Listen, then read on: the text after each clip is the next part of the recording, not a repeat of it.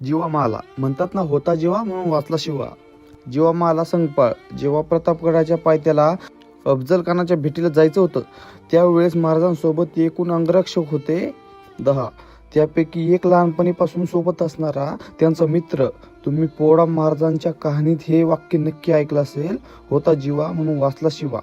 पण शिवबा महाराजांचे प्राण वाचवणारा जीवा यांची भेट कशी झाली? जीवामाला हे मूळचे कोंडिवली बुद्रुक गावचे होते. यांचे वडील निजामशाहीत असताना अपंग झाले होते, पण उत्तम कुस्तीपटू होते. त्यांनी आपल्या तालमीत जीवांना कुस्ती तयार केले होते. एके दिवशी उमरट या गावात यात्रा भरण्यात आली होती. यात्रेनिमित्त गावात कुस्तीचे आयोजन केले होते. या कुस्तीसाठी राजे स्वतः आपल्या हाताने विजेत्याला 10 सिरस सोन्याचे कडबक्षीस देणार होते. ही बातमी सगळ्या स्वराज्यात पोहोचली. सर्व रयत आपल्या राजाला पाहण्यासाठी आली होती. जीवा महालांनी या कुस्तीत सहभागी होण्याचं ठरवलं.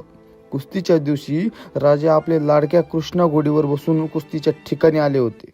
सह्याद्रीचा वाघ दिसतो कसा, त्याचा रुतबा कसा हे पाहण्यासाठी खूप गर्दी जमली होती.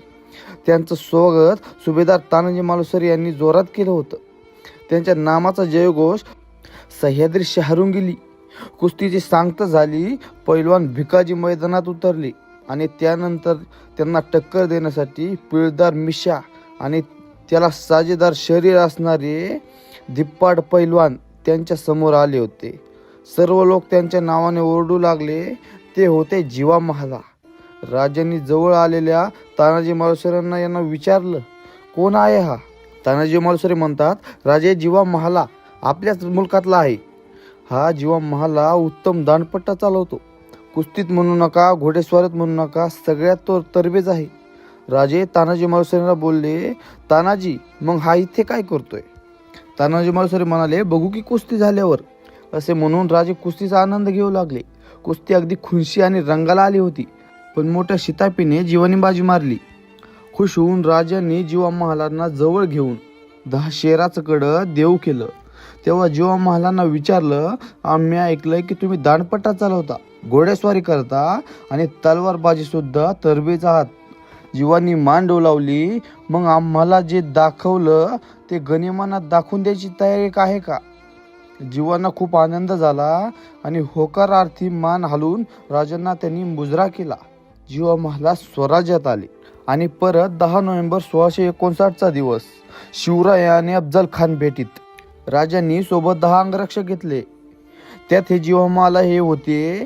प्रतापगडावरील शामियानेत राजा आणि अफजल खान भेटीत राजे यांच्या सोबत झालेल्या चकमकीत खान जखमी झाला होता. तितक्यात सय्यद बंडा यांनी बेसावध राजांवर पाठीमागून वार केला, पण जीवा महालांच्या प्रसंगावधानपणामुळे त्यांनी तो वार स्वतःवर घेतला आणि आपल्या चपळतेने दांडपट्टा फिरून सय्यद बंडाचा हात वरच्यावर उडवला. यावेळी राजांना सुखरूप गडावर नेण्याचं काम या अंगरक्षक जीवा महालांनीच केलं होतं.